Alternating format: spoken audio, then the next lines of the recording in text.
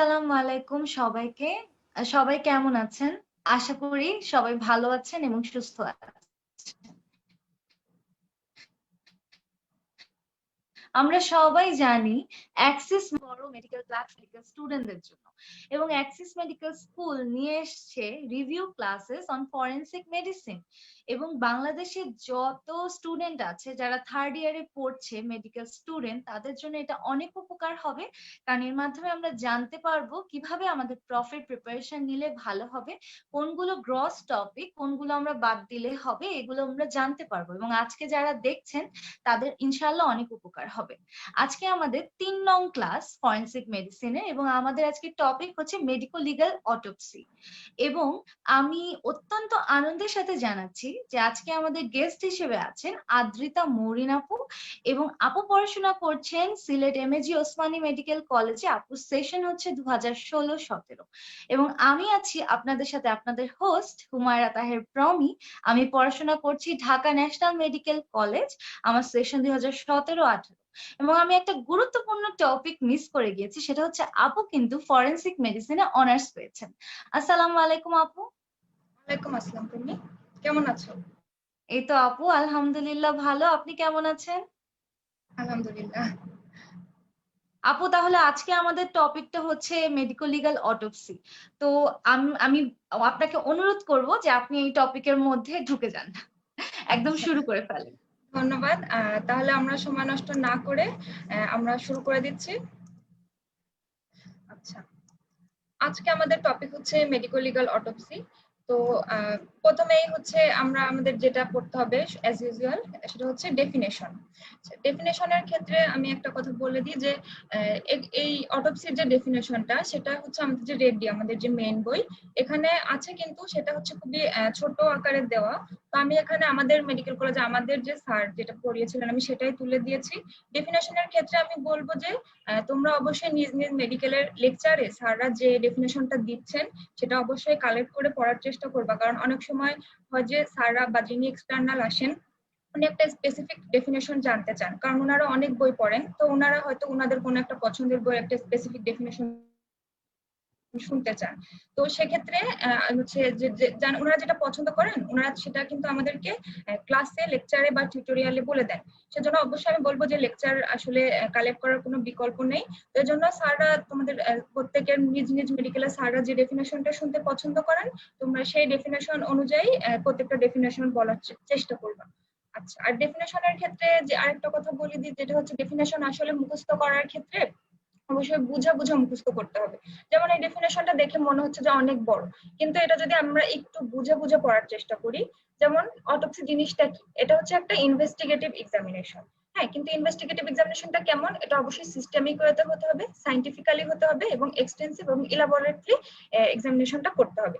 আচ্ছা, কিসের এক্সামিনেশন? এটা অবশ্যই ডেড বডির এক্সামিনেশন। হ্যাঁ, লিভিং বডিতে কিন্তু অটোপসি করা যায় না।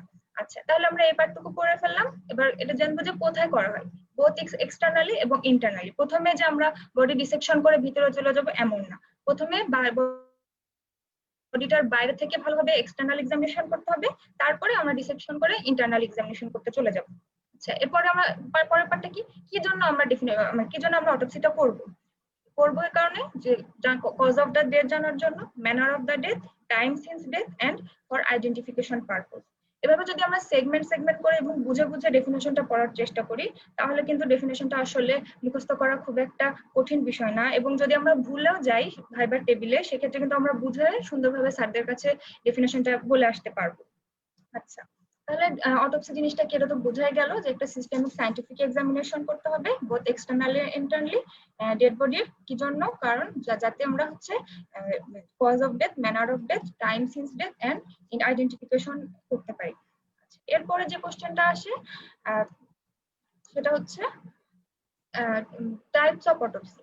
কি কি টাইপ অটোপসি দেখা যায়? প্রথমে হচ্ছে ক্লিনিক্যাল এন্ড প্যাথোলজি অথবা প্যাথোলজিক্যাল অটোপসি, আর একটা হচ্ছে মেডিকো লিগ্যাল অটোপসি।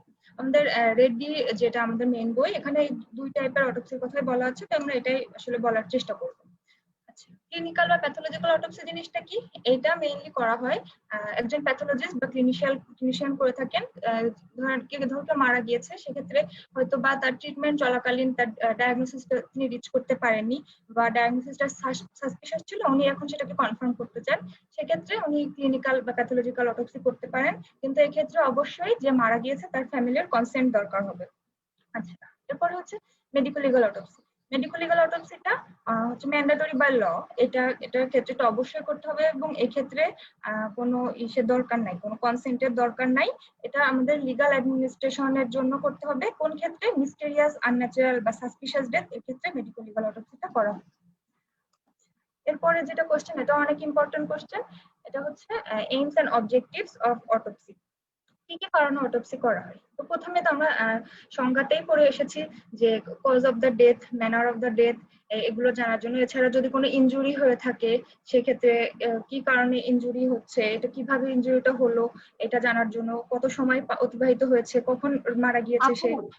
আপু হ্যাঁ, আমি একটু ইন্টারাপ্ট করতে চাচ্ছি। আপু হ্যাঁ, মনে বলো। হয় হঠাৎ করে আপনাকে দেখা যাচ্ছে না, আপনি একটু আমি দেখেন। ভিডিওটা আমি অফ করে দিয়েছি, আমার স্ক্রিন দেখা যাচ্ছে না। স্ক্রিন দেখা যাচ্ছে কিন্তু আপনাকে একটু দেখা যাচ্ছে না আপু, আপনাকে তো আমি দেখতে চাই। আমি তো ভিডিও আসলে অফ করে দিয়েছি। চলে আসেন আপু, ভিডিও অন করে চলে আসেন, হ্যাঁ ভালো লাগবে।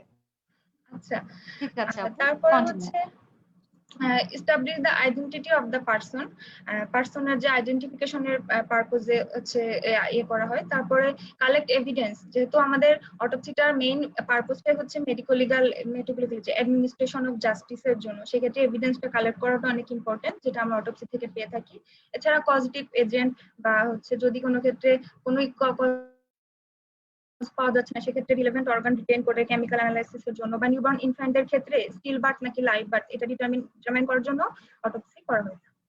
আচ্ছা, এরপরে প্রিরিকুইজিটস, এটা একটা important question for both viva and written. প্রথমে হচ্ছে ইনকোয়েস্ট রিপোর্ট একটা লাগবে, আর তারপর হচ্ছে চালান কপি। এগুলো হচ্ছে আমরা আমাদের নেক্সট ক্লাস যেটা লিগাল প্রসিডিওরস, ওই সময় আমরা ডিটেইলসে আলোচনা করব ইনকোয়েস্ট রিপোর্ট এন্ড চালান কপি সম্পর্কে। এখন জাস্ট জেনে নাও যে কি এগুলো আমাদের অটোপসি ক্ষেত্রে অবশ্যই থাকতে হবে। একটা ইনকোয়েস্ট রিপোর্ট, চালান কপি থাকতে হবে। তারপর হচ্ছে identification of the dead body by the bearing constable. যে পুলিশ অফিসার ডেড বডিটা নিয়ে আসবে, তার মাধ্যমে অবশ্যই ডেড বডিটা আইডেন্টিফিকেশন থাকতে হবে। আইডেন্টিফিকেশন ছাড়া অটোপসি করা উচিত না, বা করতে হয় না। আচ্ছা, এরপর হচ্ছে ইন কেস অফ আনআইডেন্টিফাইড যদি বডি হয়, যদি কোনো আইডেন্টিফিকেশন না থাকে, সেক্ষেত্রে ফটোগ্রাফ থাকতে হবে। পুলিশ অফিসার কর্তৃক ডেড বডির একটা ফটোগ্রাফ অবশ্যই মানে যিনি করবেন তাকে জমা দিতে হবে। আচ্ছা, যদি in case of hospital death হয়, তাহলে ডেথ সার্টিফিকেটও থাকতে হবে। আচ্ছা, একটা অবশ্যই আইডিয়াল মর্গ থাকতে হবে বা মর্চুয়ারি, এবং একজন অথরাইজড গভর্নমেন্ট মেডিকেল অফিসার থাকতে হবে, যিনি ডিএমডিসি কর্তৃক রেজিস্ট্রেশন প্রাপ্ত। আচ্ছা, এখান থেকে স্যাররা জিজ্ঞেস করবে, যখনই তুমি বলবে যে আইডিয়াল মর্গ বা মর্চুয়ারি বলতে কি বোঝায়, তখন মানে কি কি ক্রাইটেরিয়া আছে। আচ্ছা, সেক্ষেত্রে আইডিয়াল মর্গের ক্ষেত্রে এই ক্রাইটেরিয়া গুলো অবশ্যই থাকতে হবে, যে সাফিসিয়েন্ট ডে লাইট থাকতে হবে, কারণ অটোপসি সবসময় ব্রড ডে লাইটে পারফর্ম করতে হয়, রাতের বেলায় সাধারণত করা হয় না, খুব বেশি ইমার্জেন্সি না হলে সে রাতের বেলা অটোপসি করা হয় না। সেক্ষেত্রে রাতের বেলা করতে হলে ম্যাজিস্ট্রেটের পারমিশন আরো অনেক ইয়ে লাগে। তো সাধারণত ডে লাইটে করা হয়, দিনের বেলা, জন্য সাফিসিয়েন্ট লাইটের ব্যবস্থা থাকতে হবে মর্চুয়ারিতে, এডুকেট ইনস্ট্রুমেন্ট থাকতে হবে, এবং মডার্ন শার্প ইনস্ট্রুমেন্ট থাকতে হবে। একজন ডোম থাকতে হবে ডিসেকশনে হেল্প করার জন্য, প্রপার ওয়াটার সাপ্লাই এবং ড্রেনেজ সিস্টেম থাকতে হবে, কুলিং ফ্যাসিলিটি থাকতে হবে two preserve the dead body, modern dissection table থাকতে হবে, গুড ভেন্টিলেশন থাকতে হবে, এবং অবশ্যই ডিসইনফেক্টেন্টের ব্যবস্থা থাকতে হবে। আচ্ছা, এরপরে স্যারা জিজ্ঞেস করেন যেটা হচ্ছে, সেটা মানে who are the authorised person to perform medico legal autopsy. সবাই কি মেডিকো লিগাল অটোপসি করতে পারে? সবাই পারে না। প্রথমেই হচ্ছে যেসব জেলার মধ্যে মেডিকেল কলেজগুলো আছে, সেক্ষেত্রে মেডিকেল কলেজে ফরেনসিক মেডিসিন ডিপার্টমেন্টের প্রফেসর এবং লেকচারার, ওনারাই সাধারণত অটোপসি গুলো পারফর্ম করে থাকে। যদি কোনো জেলায় মেডিকেল কলেজ না থাকে, সেক্ষেত্রে সিভিল সার্জন, ডিস্ট্রিক্ট হসপিটালের যে সিভিল সার্জন, উনি পারফর্ম করেন, অথবা রেসিডেন্সিয়াল মেডিকেল অফিসার যিনি থাকেন হেলথ কমপ্লেক্সে, উনিও পারফর্ম করতে পারেন, কিন্তু অবশ্যই supervision of civil surgeon inner আন্ডারে করতে হবে। তো ইনারাই মেইনলি মেডিকো লিগাল অটোপসি গুলো পারফর্ম করে থাকেন। আচ্ছা, এখন হচ্ছে কোন কোন কন্ডিশনে ওনারা মেডিকেল অটোপসিটা মানে রিফিউজ করতে পারেন ওনারা চাইলে। আচ্ছা, আমরা যে পড়ে আসছি প্রি রিকুইজিট গুলো, সেই প্রি রিকুইজিট গুলো যদি অ্যাবসেন্ট থাকে, যেমন চালান, ইনকোয়েস্ট রিপোর্ট, ডেথ সার্টিফিকেট, হ্যাঁ, যদি কোথাও আইডিয়াল মর্চুয়ারি না থাকে সেক্ষেত্রেও হচ্ছে পোস্টমর্টেম করার জন্য ওনারা রিফিউজ করতে পারেন। যদি ইনসাফিসিয়েন্ট ইকুইপমেন্ট থাকে, যেগুলো ইকুইপমেন্ট দরকার সেগুলো নাই, সেক্ষেত্রে ওনারা করতে পারেন। আর হাইলি ইনফেকশাস কিছু ডিজিজ আছে, সেক্ষেত্রে আমরা চাইলে ওনারা রিফিউজ করতে পারেন। এরপরে হচ্ছে একটা ইম্পর্টেন্ট টপিক, সেটা হলো ইনসেশন ডিউরিং অটোপসি, কি কি ইনসেশন দেওয়া হয়। আচ্ছা, এখান থেকে মেইনলি আমাদের আসলে ওখানে বইতে অনেক কিছু আছে, আমাদের এত কিছু জানার দরকার নেই, আমাদের মেইনলি জানা কি কি ইনসেশন দেওয়া হয় এবং এগুলো কেমন, এটা মেইনলি বলতে হবে। প্রথমে হচ্ছে হেডের ক্ষেত্রে কিরকম ইনসেশন দেওয়া হয়। হেডে হচ্ছে একটা ট্রান্সভার্স সেমিলুনার ইনসেশন দেওয়া হয় অ্যাক্রস দ্য মাস্টার্ড প্রসেস। আমি দেখি আমাদের দুই কানের পিছনে মাস্টার্ড প্রসেসটাকে কানেক্ট করে একটা সেমিলুনার ট্রান্সভার্স ইনসেশন এভাবে দেওয়া হয়। দেওয়ার পরে যে স্ক্যাল্পটা, এটা অ্যান্টেরিয়রলি রিফ্লেক্ট করে অরবিট পর্যন্ত নিয়ে আসা হয়, পোস্টেরিয়রলি এক্সটার্নাল অরবিটাল প্রোটিউবারেন্স পর্যন্ত, এক্সটার্নাল অরবিটাল প্রোটিউবারেন্স পর্যন্ত রিফ্লেক্ট করা হয়। রিফ্লেক্ট করা হলে যে স্কাল বোনটা এক্সপোজ হয়ে যাচ্ছে, তখন একটা সার্কুলার ইনসিশন দেওয়া হয়, সার্কুলারলি স্কালটা এভাবে কেটে নেওয়া হয় একটা সর সাহায্যে। তখন ওটা যখন টুপির মতো করে স্কালটা খুলে নিয়ে আসে, তোমরা যারা অটোপসি দেখছো তারা অবশ্যই বুঝতে পারবা। তো খুলে নিয়ে আসার পরে ব্রেন ম্যাটেরিয়ালটা কিন্তু তখন এক্সপোজ হয়ে যাচ্ছে। তো হেডে হচ্ছে এভাবে ইনসিশন দেওয়া হয়। এরপর হচ্ছে বডিতে, নেক, থোরাক্স এবং অ্যাবডোমেনের ক্ষেত্রে সবচেয়ে সহজ ইনসিশন যেটা, সেটা হচ্ছে I shaped incision. I shaped ইনসিশনটা কেমন, এখানে যে চিন থেকে শুরু করে সিম্ফাইসিস পিউবিস পর্যন্ত একটা স্ট্রেট ইনসিশন দেওয়া হয়, শুধুমাত্র আম্বিলিকাসের ক্ষেত্রে রাইটে অথবা লেফটে দিয়ে একটা স্ট্রেট ইনসিশন দেওয়া হয়, এটা হচ্ছে আই শেপড ইনসিশন। আচ্ছা, এরপর হচ্ছে একটা হচ্ছে মডিফাইড ওয়াই শেপড ইনসিশন। এটা কেমন, এটা হচ্ছে দুই ক্লাভিকলের যে অ্যাক্রোমিয়াল এন্ড আছে, অ্যাক্রোমিয়াল এন্ড থেকে দুইটা সমান করে জিফয়েড প্রসেস পর্যন্ত আসতে হবে, আসার পরে জিফয়েড প্রসেস থেকে সোজা পিউবিক সিম্ফাইসিস পর্যন্ত যেতে হবে। আচ্ছা, আমি যদি একটু কলম দিয়ে আঁকানোর চেষ্টা করি, জানি না কতটা ভালো হবে।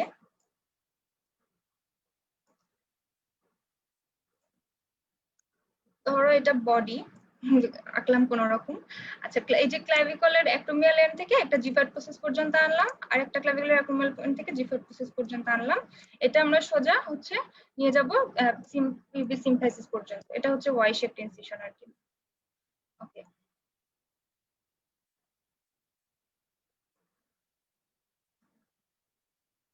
আরেকটা যেটা হচ্ছে সেটা হচ্ছে মডিফাইড ওয়াই-শেপড ইনসিশন। এক্ষেত্রেও এটা কেমন করা হয়, যে আমাদের যে সুপ্রাস্টার্নাল নচ আছে, সুপ্রাস্টার্নাল নচ থেকে পিউবিক সিম্ফাইসিস পর্যন্ত প্রথমে একটা স্ট্রেট ইনসিশন দেওয়া হয়। এরপরে সুপ্রাস্টার্নাল নচ থেকে ক্লাভিকলের মিড পয়েন্ট পর্যন্ত দুইটা ইনসিশন নিয়ে আসা হয় ওয়াই শেপে। ক্লাভিকলের মিড পয়েন্ট পর্যন্ত সুপ্রাস্টার্নাল নচ থেকে। এরপরে এই মিড পয়েন্ট থেকে সোজা উপরের দিকে গলা বরাবর কানের পিছন দিয়ে উঠে যাবে।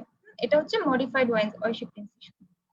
আচ্ছা, আশা করি বুঝাতে পারছি কোনোভাবে। আর এটা অবশ্যই যখন কলেজের যখন দেখানো হয় আর কি, অটোপসি দেখানো হয়, আমি জানি এটা অনেকের ভয় লাগে, কিন্তু আসলে ডাক্তারদের ভয় পেলে চলবে না। তো এটা দেখার চেষ্টা করবা, দেখলে আসলে যেভাবে বোঝা যায় ওইভাবে বলে বা করে ওইভাবে আসলে বোঝানোটা অনেক কষ্ট, দেখার চেষ্টা করবো অবশ্যই অটোপসি গুলো। আচ্ছা, এরপরে যে ইম্পর্টেন্ট কোশ্চেনটা আসে সেটা হচ্ছে প্রিজার্ভেশন অফ ভিসেরা। এটা থেকে আমি পাইনি এমন কোনো পরীক্ষা নেই, যতগুলো ফরেনসিক মেডিসিন পরীক্ষা দিয়েছি আমি কলেজে সবগুলোই ভিসেরা প্রিজার্ভেশন থেকে কোশ্চেন আসছে। তো কোন কোন ক্ষেত্রে আমরা ভিসেরাটা প্রিজার্ভ করব। তো যদি হচ্ছে সাসপেক্টেড পয়জনিং এর কেস পাওয়া যায়, যে একটা ডেড বডি সেটা সাসপেক্ট করা হচ্ছে যে সে পয়জনিং এর কারণে মারা গেছে, সেক্ষেত্রে অবশ্যই ভিসেরা প্রিজার্ভ করতে হবে। যদি কেউ ড্রাগ ইনটক্সিকেটেড পার্সনের ডেথ হয় সেক্ষেত্রে, বা যদি হচ্ছে অটোপসি করার পরেও কোনো ইনজুরি বা কোনো কিছু পাওয়া যাচ্ছে না, কোনো ফাইন্ডিংস আসছে না, সেক্ষেত্রেও ভিসেরা প্রিজার্ভ করে আমাদের অ্যানালাইসিসের জন্য পাঠাতে হবে। বার্নের ক্ষেত্রে পাঠাতে হবে, এবং অ্যাডভান্স ডিকম্পোজিশনাল স্টেটে যদি কোনো ডেড বডি পাওয়া যায় সেক্ষেত্রেও হচ্ছে ভিসেরাটা প্রিজার্ভ করে অ্যানালাইসিস করতে হবে। আচ্ছা, কোন কোন অর্গান প্রিজার্ভ করবো, এটা খুবই important question, both for viva and written. প্রথম আছে whole stomach and its content. স্টোমাকে যদি কোনো কন্টেন্ট থাকে, whole stomach and its content preserve করতে হবে। এরপর হচ্ছে upper part of the small intestine, 30 centimetre মতো স্মল ইন্টেস্টাইন এবং কন্টেন্ট সহ প্রিজার্ভ করতে হবে। Right lobe of the liver, 500 গ্রামের অবশ্যই 500 গ্রাম নিতে হবে, অথবা যদি ইনফ্যান্ট হয় সেক্ষেত্রে ফুল লিভারটাই হচ্ছে প্রিজার্ভ করতে হবে। কিডনির ক্ষেত্রে বোথ কিডনির লংগিটিউডিনাল হাফ নিয়ে সেটা প্রিজার্ভ করতে হবে। ব্লাড এবং ইউরিনের 30 মিলি করে প্রিজার্ভ করতে হবে। আচ্ছা, এখান থেকে ভাইবার কোশ্চেন আসে যে কেন লিভারে আমরা রাইট লোবটা নিব, লেফট লোব নিব না কেন। কারণ হচ্ছে রাইট লোবে আমাদের ব্লাড সাপ্লাইটা অনেক বেশি থাকে, ঠিক আছে। নর্মালি রাইট লোবে যেহেতু ব্লাড সাপ্লাই বেশি থাকে, তো সেক্ষেত্রে যদি পয়জনিং এর কেস হয়, তো ওইখানে রাইট লোবে যেহেতু পুরো ব্লাডটা বেশি যাচ্ছে, ওখানেই বেশি মানে অ্যাবজর্ব হয়ে যাওয়ার কথা, ওখানেই সবচেয়ে বেশি পাওয়া যাবে। এ কারণে right lobe of the liver নিতে হবে, কারণ ওখানে ব্লাড সাপ্লাইটা বেশি। আর কিডনি কেন বোথ কিডনির লংগিটিউডিনাল হাফ নিতে হবে, অর্ধেক নিতে হবে, যেহেতু মাইক্রোস্কোপিক এবং গ্রস ফিচারটা খুব ভালোভাবে বোঝা যায়। এবং দুইটা কিডনিরই নিতে হবে, কারণ যে কোনো একটা কিডনিতে প্যাথোলজি থাকতে পারে, সেক্ষেত্রে মানে এটা অ্যাভয়েড করার জন্য যে দুইটা কিডনি নিতে হবে। আচ্ছা, এরপরে কি কি প্রিজারভেটিভ ইউজ করা হয়? কমনলি সবচেয়ে যেটা বেশি ইউজ করা হয় সেটা হচ্ছে স্যাচুরেটেড সোডিয়াম ক্লোরাইড সলিউশন। আমাদের যে নর্মাল লবণ, এটা হচ্ছে স্যাচুরেটেড বা সম্পৃক্ত দ্রবণ, যেটা ওইটা দিয়ে প্রিজার্ভ করা, কারণ এটা সবচেয়ে সহজলভ্য এবং সবচেয়ে কম দাম। তো এটা ইউজ করা হয়। কিন্তু কোন কোন ক্ষেত্রে করা যাবে না, যেমন করোসিভ অ্যাসিডস, অ্যালকালিস, করোসিভ সাপ্লিমেন্ট, এইগুলো ক্ষেত্রে ছাড়া বাকি সব ক্ষেত্রে সাধারণত আমাদের নর্মালি এটা ইউজ করা হয়। এছাড়াও রেকটিফাইড স্পিরিট ইউজ করা যায়, কিন্তু অনেকগুলো ক্ষেত্র আছে যেখানে করা যাবে না, এগুলো একটু করে নিবা, সেজন্য সাধারণত করা হয় না। এছাড়া পটাশিয়াম ফ্লোরাইড বা সোডিয়াম ফ্লোরাইড এটা ইউজ করা হয় যে গ্লাইকোলাইসিসটা প্রিভেন্ট করার জন্য, বা পটাশিয়াম অক্সালেটটা ইউজ করা হয় ব্লাডের ক্ষেত্রে কোয়াগুলেশন প্রিভেন্ট করার জন্য। ইউরিন স্যাম্পল যদি নেওয়া হয়, সেটার ক্ষেত্রে ফিনাইল, মার্কিউরিক নাইট্রেট আর থাইমোল নেওয়া হয়। তো এগুলো হচ্ছে এমসিকিউর জন্য কিন্তু ইম্পর্টেন্ট, এমসিকিউর জন্য ভালোভাবে পড়তে হবে। এবং যদি ভাইভাতে জিজ্ঞেস করে, তাহলে normally saturated sodium chloride solution এটাই বলবে, এটাই হচ্ছে সবচেয়ে বেশি ইউজ হয়। আচ্ছা, এখন আরেকটা ইসের জন্য ইম্পর্টেন্ট যেটা কথা, সেটা হচ্ছে এমসিকিউর জন্য ভিসেরা কখনো ফর্মালডিহাইডে হচ্ছে প্রিজার্ভ করা উচিত না, কারণ কি এখানে এক্সট্রাকশন অফ পয়জন হয়ে যায়। যে পয়জনটা জন্য আমরা অ্যানালাইসিস করার জন্য পাঠাচ্ছি, ভিসেরা থেকে ফর্মালডিহাইডটা সেটা এক্সট্রাক্ট করে নেবে। এ কারণে সাধারণত ফর্মালডিহাইডটা ইউজ করা হয় না। এটা এমসিকিউর জন্য একটা ইম্পর্টেন্ট কোশ্চেন। এরপরে একটা কোশ্চেন আসে, সেটা হচ্ছে নেগেটিভ অটোপসি জিনিসটা কি? নেগেটিভ অটোপসি হচ্ছে যখন গ্রস মাইক্রোস্কোপিক এক্সামিনেশন করলাম, বা টক্সিকোলজিক্যাল অ্যানালাইসিস করলাম, বা এমনি ল্যাবরেটরি ইনভেস্টিগেশন গুলো করলাম, করার পরেও কোনো মানে কজ অফ ডেথটা পাওয়া গেল না, সেটাই হচ্ছে নেগেটিভ অটোপসি। হ্যাঁ, মানে সবকিছু করার পরেও পাওয়া গেল না, সেটা হচ্ছে নেগেটিভ অটোপসি। 5 to 7% কেসে হচ্ছে নেগেটিভ অটোপসি হয়, মানে সবকিছু করার পরেও পাওয়া যাচ্ছে না। এটা কেন হচ্ছে? কারণ হলো এক্ষেত্রে আসলে দোষটা হলো যারা করতেছে তাদেরই, যে ইনএডুকেট হিস্ট্রি নেওয়ার জন্য। ধরো কেউ কেন মারা গেছে, কোনো হিস্ট্রি না নিয়েই হচ্ছে কোনো ফ্যামিলি থেকে বা কোনো ডক্টর থেকে হিস্ট্রি না নিয়ে অটোপসি করতে চলে গেল। তো হিস্ট্রি না জানার কারণে অনেক সময় অনেক ফাইন্ডিংস মিস হয়ে যেতে পারে। হ্যাঁ, তারপরে এক্সটার্নাল এক্সামিনেশন যদি ইনএডুকেটলি করা হয়, সেক্ষেত্রেও যেমন ধরো কোনো একজনের, সে হচ্ছে ড্রাগ এডিক্টেড ছিল, তার স্কিনে অনেক নিডল পাংচার আছে, কিন্তু সেটা হচ্ছে স্কিপ করে গেল। ইনএডুকেট এক্সটার্নাল এক্সামিনেশন। ইনএডুকেটলি যদি ইন্টারনাল এক্সামিনেশনটাও করা হয়, যেমন কারো এয়ার এম্বলিজম বা ফ্যাট এম্বলিজম হয়েছে, তো সেটা ধরা পড়লো না, এটা কি আসলে পুরোটাই হচ্ছে মানে ইনএক্সপার্ট এবং ইনএডুকেট এক্সামিনেশনের জন্য হয়ে থাকে। বা ল্যাবরেটরি বা এক্সামিনেশনটা যদি ঠিকমতো না করা হয়, টক্সিকোলজিক্যাল অ্যানালাইসিসটা যদি ঠিকমতো না করা হয়, বা যিনি প্যাথোলজিস্ট বা তিনি যদি এক্সপার্ট না হন, সেক্ষেত্রে নেগেটিভ অটোপসি আসার অনেক বেশি পসিবিলিটি থাকে। নেগেটিভ অটোপসি, এই কোশ্চেনটা কিন্তু শর্ট নোটে আসতে পারে, যে নেগেটিভ অটোপসি শর্ট নোট, বা কোশ্চেন আসতে পারে যে what are the causes of negative autopsy, সেক্ষেত্রে এটা লিখতে হবে। আচ্ছা, আরেকটা অনেক ইম্পর্টেন্ট কোশ্চেন, সেটা হচ্ছে অবসকিউর অটোপসি। এটাও আমি আমার যতগুলো ফরেনসিক মেডিসিন পরীক্ষা দিয়েছি কলেজের মধ্যে, সবগুলোতেই আমি এই কোশ্চেনটা পেয়েছি, সেটা হলো শর্ট নোট আকারে। অবসকিউর অটোপসিটা হচ্ছে যে এটাও একই রকম, যে কোনো রকম ফাইন্ডিংস আসবে না, কিন্তু এক্ষেত্রে সবকিছু প্রপারলি করা হওয়ার পরে, প্রপারলি সব রকম এক্সামিনেশন করলাম পারফেক্টলি প্রপারলি, কিন্তু তারপরেও কোনো ক্লিয়ার কাট ফাইন্ডিংস আসলো না, এক্ষেত্রে কোনো ল্যাকিংস রাখা হয়নি, তারপরেও কোনো ক্লিয়ার কাট ফাইন্ডিংস আসলো না, সেটা হচ্ছে অবসকিউর অটোপসি। কোন কোন ক্ষেত্রে আসতে পারে, কজগুলো অবশ্যই ভালো করে মুখস্থ করে ফেলতে হবে। যেমন কিছু ন্যাচারাল ডিজিজের ক্ষেত্রে, যেমন হচ্ছে ইমোশনাল বা স্ট্রেসের কারণে যদি কেউ মারা যায়, বা এপিলেপসি বা প্যারাক্সিজমাল ফিব্রিলেশনের কারণে যদি কেউ মারা যায়, সেক্ষেত্রে হচ্ছে কোনো রকম ফাইন্ডিংস নাও আসতে পারে। বা বায়োকেমিক্যাল ডিস্টারবেন্সের জন্য যদি মারা যায়, যেমন ইউরেমিয়া বা পটাশিয়াম ইমব্যালেন্স হয়ে গেল, তারপর এন্ডোক্রাইন ডিসফাংশন, কনসিল ট্রমা। তো এই কজগুলো খুব ভালো করে পড়ে ফেলবা, কারণ এটা আসলে অনেক ইম্পর্টেন্ট। আমাদের প্রফে ওই কোশ্চেনটা আসছিল 2019 সালে, যেটা আমি সব পরীক্ষায় মোটামুটি আমি পেয়েছি। এজন্য এই কোশ্চেনটা শর্ট নোট আকারে খুব ভালো করে কজ সহ পড়ে ফেলবা। এরপরে হচ্ছে এক্সিউমেশন। এক্সিউমেশনটা সহজের কথা হচ্ছে, একটা বডি মাটি দেওয়া হয়ে গিয়েছে বা কবর দেওয়া হয়ে গিয়েছে, সেখান থেকে আবার তুলে নিয়ে আসার প্রসেসটাই হচ্ছে এক্সিউমেশন।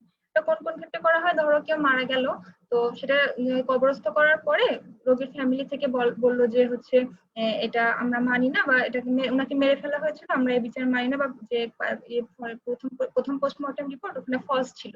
তো এরকম ক্ষেত্রে হচ্ছে এক্সহিউমেশনটা করা হয়। ক্রিমিনাল কেস যেমন হোমিসাইড বা সাসপেক্টেড হোমিসাইড, একজনকে মেরে ফেলা হচ্ছে পরবর্তীতে বলা হচ্ছে যে হোমিসাইড। বা সিভিল কেসের ক্ষেত্রেও যদি কেউ অ্যাক্সিডেন্টাল ডেথ ক্লেম করে, ইন্স্যুরেন্স কিছু পারপোজ, এই সকল ক্ষেত্রে এক্সহিউমেশন করা হয়। তো এক্সহিউমেশনের কিছু প্রসিডিওর আছে। তো এক্সহিউমেশনের মধ্যে প্রথমে যেটা সেটা হচ্ছে এটা করতে হবে একজন মেডিকেল অফিসার এবং ম্যাজিস্ট্রেটের সুপারভিশনে, এবং সেখানে অবশ্যই পুলিশ অফিসার উপস্থিত থাকবেন। এবং এটা করার আগে অবশ্যই যিনি মারা গিয়েছেন তার ফ্যামিলি মেম্বারদেরকে ইনফর্ম করতে হবে, এবং ওখানে যখন এক্সহিউমেশনটা করা হবে তখন ওনাদেরকে ওখানে উপস্থিত থাকতে বলতে হবে। আচ্ছা, এরপরে হচ্ছে গ্রেভ সাইটে পজিটিভলি আইডেন্টিফাই, গ্রেভ যেমন ওনার কবরটা খুব পজিটিভলি আইডেন্টিফাই করতে হবে সবার মাধ্যমে, ভুল কাউকে উঠে ফেললে তো সমস্যা হয়ে যাবে। তো এরপরে অবশ্যই কবরটা খুব ভালোভাবে আইডেন্টিফাই করতে হবে। আচ্ছা, এরপরে মেইন যেটা কথা সেটা হচ্ছে এক্সহিউমেশনটা অবশ্যই ন্যাচারাল ব্রড ডে লাইটে করতে হবে, রাতের অন্ধকারে করা যাবে না। এজন্য যত সকাল সকাল শুরু করা সম্ভব সকাল সকাল শুরু করতে হবে। এবার কবরটা খুলে ফেলার পরে বডির উপরের সয়েল এবং দুই পাশে সয়েল নিয়ে এটা একটা কন্টেইনারে প্রিজার্ভ করতে হবে ফর এক্সামিনেশন পারপোজ। তারপরে বডি লিফট আউট করার আগে মেডিকেল অফিসার উনি মানে এক্সামিন করবেন বডিটার অ্যাপিয়ারেন্স এবং পজিশন, এটা উনি এক্সামিনেশন করবেন। উঠানোর পরে ওখানে যত উপস্থিত মানুষ থাকবে তাদের যত মানুষ সম্ভব সবাইকে দিয়ে আইডেন্টিফাই করে নিতে হবে। এরপরে পোস্টমর্টম এক্সামিনেশন করতে হবে যত তাড়াতাড়ি সম্ভব, পরে আবার ওনাকে কবরস্থ করতে হবে। এক্সহিউমেশন এটা কিন্তু শর্ট নোট আকারে আসে অনেক জন্য, এটা ভালো করে করতে হবে। এরপর হচ্ছে পার্টস অফ অটোপসি রিপোর্ট। এটা হচ্ছে তোমাদের অসপিতে অনেক সময় আসে যে অটোপসি রিপোর্ট একটা থাকলো কি কি পার্টস, এটা হচ্ছে মেইনলি অসপি কোশ্চেন, ভাইবা তো জিজ্ঞেস করতে পারে। তো অটোপসি রিপোর্ট তো তোমরা সবার দেখার কথা, কারণ আমাদের মেডিকেল কলেজগুলোতে তো প্রফের আগে 10টা অটোপসি রিপোর্ট দেওয়া হয় পূরণ করার জন্য, বের করার জন্য। তো এই জন্য পার্টস গুলো খুব ভালো করে জানতে হবে। প্রথম পার্ট হচ্ছে প্রিয়াম্বল। প্রিয়াম্বলে থাকে হচ্ছে মেইনলি পার্টিকুলার্স অফ দি যে ডিজিজ, যে মারা গিয়েছে তার পার্টিকুলার্স, কখন মারা গিয়েছেন, বা হচ্ছে যে পাঠিয়েছে ইনভেস্টিগেশনের জন্য তাদের designation, time of the death, তারপরে হচ্ছে কিভাবে আসলেন, এভাবে যাবতীয় পার্টিকুলার্স ডিটেলস ওখানে থাকে। এরপরে হচ্ছে body of the report. Body of the রিপোর্টে থাকে হচ্ছে যিনি পারফর্ম করলেন অটোপসি তিনি কি কি ফাইন্ডিংস পেলেন সেটা হচ্ছে বডি অফ দ্য রিপোর্টে থাকে। Description of the nature of direction, ইনজুরির হচ্ছে description, exact situation, dimension of the wound, এইগুলো যাবতীয় ডিটেলস উনি কি কি ফাইন্ডিং পেলেন, যে মেডিকেল লিগাল এক্সপার্টের যে ফাইন্ডিং গুলো সেগুলো হচ্ছে বডিতে থাকে। অপিনিয়নের ক্ষেত্রে হচ্ছে পয়েন্ট অফ ভিউ, মানে একটা last opinion as to the cause of death, cause of death অনুযায়ী যে এক্সপার্টের যে অপিনিয়ন সেটা নিচের পার্টে অপিনিয়ন পার্টে থাকে। তো এই অস্পির ক্ষেত্রে তো বেশি আসলে সময় পাওয়া যায় না, এজন্য শর্ট আকারে এভাবে লিখে দিলেই হয়ে যাবে। আচ্ছা, এখন তুমি বলো প্রমি, যদি তোমার কোনো কোশ্চেন থাকে তুমি বলতে পারো। আমি মোটামুটি সবকিছুই বলে দেওয়ার চেষ্টা করেছি যেগুলো রিটেনে বা ভাইভাতে আসে, আর তোমার যদি আরো কিছু কোশ্চেন থাকে তুমি বলতে পারো। হ্যাঁ আপু, আপনি অনেক সুন্দর করে মানে সবকিছু গুছিয়ে বলেছেন, অটোপসির সবকিছু মানে ভালো মতো বলেছেন। তাও আমার একটা কোয়েশ্চেন আছে, সেটা হচ্ছে সাইকোলজিক্যাল অটোপসি নিয়ে আপনি যদি একটু ডিটেলসে বলতেন। সাইকোলজিক্যাল অটোপসি বলতে এটা আসলে কোনো মানে অটোপসি প্রসিডিওর যে আমরা নরমালি ক্লাসিক্যাল যে অটোপসি প্রসিডিওরটা করি ওরকম কিছু না। এটা ধরো একজন সুইসাইড করে মারা গেলেন, তো সেক্ষেত্রে তার সুইসাইডের পিছনে বা কারোর ডেথের পিছনে তার সাইকোলজিক্যাল বা ফিজিক্যাল যে ফ্যাক্টর গুলো কোনো রোল প্লে করলো কিনা এটা জানার জন্য যে কিছু ইনভেস্টিগেটিভ প্রসিডিওর করা হয়। মেইনলি এটা করা হয় যিনি মারা গিয়েছেন তার মারা যাওয়ার পরে তার ফ্যামিলি মেম্বার্স, ফ্রেন্ডস, কলিগস বা উনি যাদের সাথে রিলেটেড ছিলেন তাদের কাছ থেকে কিছু সিস্টেমিক ওয়েতে ইন্টারভিউর মাধ্যমে ওনার ফিজিক্যাল স্টেট, সাইকোলজিক্যাল কন্ডিশন, হ্যাঁ এগুলো ইনফরমেশন কালেক্ট করা হয় যাতে ওনার ডেথটা কি কারণে হলো একটা হাই ডিগ্রি অফ সার্টেনিটি অর্জন করা যায়। হ্যাঁ, মানে ওনার ডেথটা কেন হলো এটার একটা সুস্পষ্ট ধারণা, যাতে কোনো কনফিউশন না থাকে, সেজন্য যে তার সাইকোলজিক্যাল কন্ডিশন সম্পর্কে যে একটা সিস্টেমিক ওয়েতে ইনভেস্টিগেশন করা হয় বা ইন্টারভিউর মাধ্যমে, এটাই হচ্ছে সাইকোলজিক্যাল অটোপসি। থ্যাংক ইউ আপু। আচ্ছা আপু, আমার আরো কোয়েশ্চেন আছে, সেটা হচ্ছে সেকেন্ড অটোপসি নিয়ে। সেকেন্ড হুম। অটোপসিতে আপু কি কি ডকুমেন্ট লাগে, এটা আর কি একটু আচ্ছা, যদি বলেন। সেকেন্ড অটোপসিটা সাধারণত করা হয় কোন ক্ষেত্রে? ওই যে আমরা এক্সহিউমেশনের ক্ষেত্রে পড়ে আসছিলাম। তো যদি কারোর ফার্স্ট অটোপসি করার পরে ধরো ভিকটিমের ফ্যামিলি মেম্বার থেকে বলা হলো যে আমি এটা মানি না, বা যে তারা অভিযোগ করলো যে তাদের ফার্স্ট অটোপসিটা ভুয়া ছিল বা কোনো প্রভাবিত হয়ে রিপোর্ট দেওয়া হয়েছে, তো তারা আবার আপিল করলো, আবার মামলা করলো, সেক্ষেত্রে সেকেন্ড অটোপসিটা করা হয়। সেকেন্ড অটোপসির ক্ষেত্রে অবশ্যই কিছু ডকুমেন্ট লাগবে, যেমন ফার্স্ট অটোপসির কিছু ডকুমেন্ট যেগুলো, সেগুলো অবশ্যই থাকতে হবে। তারপরে যে ডেড বডির যে ছবি, বা হচ্ছে ওই সময়ের যে ফার্স্ট অটোপসির সময় যে তোলা ছবি, বা যেখানে মারা গিয়েছিল ওইখানের ছবি লাগবে। তারপর হচ্ছে এক্সরে রিপোর্ট গুলো লাগবে, এর আগের যে পুলিশ রিপোর্ট গুলো ছিল সেগুলো লাগবে, এগুলো এবং প্যাথোলজি, আগের যে প্যাথোলজিস্ট যিনি ভিসা অ্যানালাইসিস করেছিলেন সেই রিপোর্ট গুলো লাগবে। এই রিপোর্ট গুলো নিয়ে আবারও সেকেন্ড অটোপসিটা করা হয়। তো সেকেন্ড অটোপসি করার সুবিধা কি, ওই যে প্রথমে বললাম, যাতে যদি কেউ মানে কোনো অভিযোগ করে থাকেন যে প্রথম অটোপসিতে ভুল ছিল, সেক্ষেত্রে সেই ইয়েটা হচ্ছে সমাধান করার জন্য। এবং যদি সেকেন্ড অটোপসিতে নতুন কোনো ফাইন্ডিংস নাও আসে, সেক্ষেত্রেও যে যেটা রিউমার উঠছিল যে প্রথম অটোপসিটা ভুল ছিল বা প্রথম অটোপসিতে প্রভাবিত হয়ে করা হয়েছিল, সেসবে কিন্তু অবসান হয়ে যায়। হ্যাঁ, তো এজন্য এটা হচ্ছে medico legal importance of second autopsy. এটাও মাঝে মাঝে দু একবার শর্ট নোটে আসতে দেখছি। একটা ভালো কোশ্চেন, ভালো। আচ্ছা আচ্ছা, আর আপু, ইনফেকশিয়াস ডিজিজ বা হাইলি ইনফেকশিয়াস ডিজিজ, সেই ক্ষেত্রে আমরা মানে অটোপসিটা কিভাবে করব? আচ্ছা, আমরা এটা এর আগেও পড়ে আসছি যে হাইলি ইনফেকশাস ডিজিজের ক্ষেত্রে কিন্তু চাইলে যিনি করবেন তিনি রিফিউজ করতে পারেন, কিন্তু সবসময় রিফিউজ করে দিলে কি হবে, এটা তো দরকারও আছে। তো হাইলি ইনফেকশাস ডিজিজের এটাও কিন্তু ইম্পর্টেন্ট, বিশেষ করে এই বছরের জন্য, কারণ এই বছর যেহেতু আমরা জানি একটা মহামারী চলতেছে, করোনা ভাইরাস। তো এই বছর কিন্তু আমরা আগে দেখছি যে এইডস সম্পর্কে আসে, যে এইডস আক্রান্ত পেশেন্টের কিভাবে হচ্ছে ইয়ে করা হয়, অটোপসি করা হয়। এবছর কিন্তু ওখানে করোনাও দিয়ে দিতে পারে, যে একজন করোনা আক্রান্ত পেশেন্টের কিভাবে হচ্ছে ডেড বডির এটা করা হয়। তো এক্ষেত্রে প্রথমেই হচ্ছে ওটা কিন্তু না করা যাবে না এমন কোনো কথা না, অবশ্যই করা যাবে, কিন্তু সেক্ষেত্রে একটা এক্সট্রা প্রিকশনারি মেজার নিতে হবে, যেমন ডাবল গ্লোভস বা ডাবল মাস্ক নিতে হবে, গোগলস নিতে হবে, গামবুট, মানে আমরা যে এখন জানি যে পার্সোনাল প্রোটেক্টিভ ইকুইপমেন্ট বা পিপি, একটা কমপ্লিট পিপি নিয়ে তারপরে কিন্তু ওটা অবশ্যই করা যায়। আচ্ছা, এরপরে যখন অটোপসিটা পারফর্ম করা হবে, তখন অবশ্যই যে বিশেষ করে ইনসিশন দেওয়ার সময় অনেক বেশি প্রিকশন নিতে হবে, যাতে কোনো অ্যাক্সিডেন্টাল ইয়ে না ইনজুরি না হয়, যে মেডিকেল অফিসার থাকবে ওনার জন্য কোনো অ্যাক্সিডেন্টাল ইনজুরি না হয়। আচ্ছা, এরপর অটোপসি করা হয়ে যাওয়ার পরে অবশ্যই ডেড বডিটা খুব ভালো করে প্যাকেজিং করতে হবে এবং খুবই সতর্কতার সাথে ডিসপোজালের ব্যবস্থা করতে হবে। আচ্ছা, এরপরে হয়ে যাওয়ার পরে যে ওখানে যে মর্চুয়ারিটা, ওখানে ওর মধ্যে যে মানে ইনস্ট্রুমেন্ট গুলো ইউজ করা হয়েছিল, সেগুলো খুব ভালোভাবে ডিসইনফেক্টেন্টের ব্যবস্থা করতে হবে, যেমন হিট স্টেরিলাইজেশন বা কোনো স্ট্রং ব্লিচিং পাউডার সলিউশনের মাধ্যমে ডিসইনফেক্টেন্ট করতে হবে। এবং যে ধর নিডিল বা এই টাইপের যদি ডিসপোজ করতে হয়, সেটাও খুব সতর্কতার সাথে রাপচার যে যাতে না হয় এরকম কন্টেইনারে করে রাপচার প্রোটেক্টেড কন্টেইনারে ডিসপোজ করতে হবে। এবং সবশেষে অবশ্যই মর্চুয়ারিটা খুব ভালোভাবে ডিসইনফেক্টেন্ট করতে হবে, কোনো যে স্ট্রং যেমন লাইজল বা সোডিয়াম হাইপোক্লোরাইড সলিউশন, এগুলোর মাধ্যমে ডিসইনফেক্টেন্ট করতে হবে। যেন আমরা আইডিয়াল মর্চুয়ারিতে আমরা পড়ে আসছি কিন্তু যে অবশ্যই থাকতে হবে ডিসইনফেকশনের ব্যবস্থা থাকতে হবে। হ্যাঁ, আমরা ক্রাইটেরিয়াতে পড়ে আসছি। তো সবশেষে ডিসইনফেক্টেন্ট মর্চুয়ারিটা ভালোভাবে ডিসইনফেক্ট করে তারপরে ইয়ে করতে হবে। তো এখান থেকে একটা ইম্পর্টেন্ট কোশ্চেন এবছর আসতে পারে যে বাংলাদেশে কি কিন্তু একজন করোনা পেশেন্টের পোস্টমর্টেম করা হয়েছিল। এটা হচ্ছে আমাদের সিলেট এমএজি ওসমানী মেডিকেল কলেজের ফরেনসিক ডিপার্টমেন্ট প্রথম বাংলাদেশে একজন করোনা পেশেন্টের করোনা যে মারা গিয়েছিলেন তার অটোপসি পারফর্ম করেছিল। এটা কিন্তু তোমাদের ভাইভাতে আসতে পারে, এজন্য বলে দিলাম। থ্যাংক ইউ সো মাচ আপু। আচ্ছা আপু, আপনি একটু আমাদেরকে বলেন যে আপনি পরীক্ষার্থী যারা আছে তাদেরকে কি টিপস দিতে চান, কোনো স্পেসিফিক কিছু? আচ্ছা, স্পেসিফিক বলতে পরীক্ষা তো আমাদের মনে হয় হয়ে যাবে, যেহেতু আমরা অলরেডি জেনে গিয়েছি কি হবে আসলে জানছি, এখনো বোঝা যাচ্ছে না, কিন্তু যদি হয় সেক্ষেত্রে সম্ভবত খুব সম্ভব যে সেকেন্ড প্রব যেটা সেটা জানুয়ারিতে হওয়ার পসিবিলিটি আছে। তো এখনো মোটামুটি 2 মাস সময় আছে। আমি বলবো যে এই যে প্রতিদিন আমি যে ক্লাসগুলো নিচ্ছি, একদিন পর একদিন, একদিন কমিউনিটি মেডিসিন হচ্ছে, একদিন ফরেন্সিক, তো জাস্ট যেদিন যে ক্লাসটা হচ্ছে সেই ক্লাসটা যদি দেখে নিলে, বেশি তো সময় না, এই যে কেবল আধা ঘন্টা হলো আমাদের, আধা ঘন্টার মধ্যে কিন্তু হয়ে গেল, তো একবার কিন্তু রিভিউ হয়ে যাচ্ছে যেমন অনেকে আছে 6 মাস পড়াশোনার মধ্যে নাই, যেমন আমি নিজেও একজন, 6 মাস আমি পড়াশোনার মধ্যে নাই কোনো। তো এটা করলে কি ক্লাসগুলো দেখলে হয় যে সহজে জিনিসটা মানে ক্যাচ করে যাবে, যে আমরা পড়ে আসছি, আমরা কিন্তু তখন মনে পড়ে যাবে। এরপরে যদি আমরা বইটা খুলে ওই দিনেরটা ওই দিনই পড়ে ফেলি ওই চ্যাপ্টারটা, তাহলে কিন্তু বেশি একটা সমস্যা হওয়ার কথা না। তো 2 মাস সময় আছে, প্রতিদিন একটু একটু করে পড়তে থাকবে, ইনশাল্লাহ ভালো হবে। আচ্ছা আপু, বুঝতে পেরেছি, থ্যাংক ইউ। আপু এমসিকিউ নিয়ে কিছু বলেন।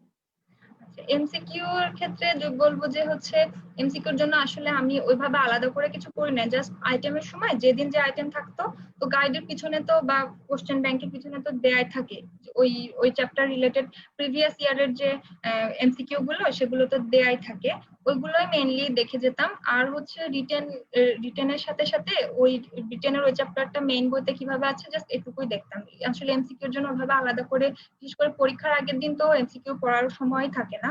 তো আমি বলবো যে বিশেষ করে আইটেমের সময় তোমরা যে মানে যেদিন যে চ্যাপ্টারটা পড়বা সেদিন সেই চ্যাপ্টার রিলেটেড যে এমসিকিউ আসছে প্রিভিয়াস ইয়ারে, সেগুলো একটু দেখে নিবা, প্লাস রিটেন রিলেটেড কোশ্চেন গুলো একটু মেইন বই থেকে চোখ বুলাই নিবা, তাহলে ইনশাল্লাহ এমসিকিউ পেরে যাবা। বুঝতে পারছি আপু, থ্যাংক ইউ সো মাচ। আজকে আপনার মূল্যবান সময় আজকে আমাদেরকে দিয়েছেন এবং আমরা আপনার থেকে অনেক কিছু শিখতে পেরেছি আপু, এবং আমরা ইনশাআল্লাহ সামনের ক্লাসগুলোতেও আপনার থেকে অনেক কিছু শিখবো। আজকে আমাদের ক্লাস একটু আগেই শেষ হয়ে গিয়েছে, তাই না? একটু আগেই আমাদের সব কমপ্লিট। সেটাই। আপু শুনতে পাচ্ছেন? হ্যাঁ, হ্যাঁ হ্যাঁ, সেটাই। তাহলে আপু ইনশাআল্লাহ আমাদের নেক্সটে দেখা হবে। ইনশাল্লাহ। এবং আজকে যারা আমাদের সাথে ছিলেন এতক্ষণ, সবাইকে অসংখ্য ধন্যবাদ এতক্ষণ থাকার জন্য আমাদের সাথে। আমি বিশ্বাস করি আপনারা সবাই অনেক কিছু শিখতে পেরেছেন, জানতে পেরেছেন, বুঝতে পেরেছেন এবং এতে আপনাদের অনেক উপকার হবে। আপু ভালো থাকবেন তাহলে, এবং সবাইও আচ্ছা ভালো ইনশাল্লাহ। থাকবেন। আচ্ছা। আসসালামু আলাইকুম। ওয়ালাইকুম আসসালাম। জি আপু, আসসালামু আলাইকুম।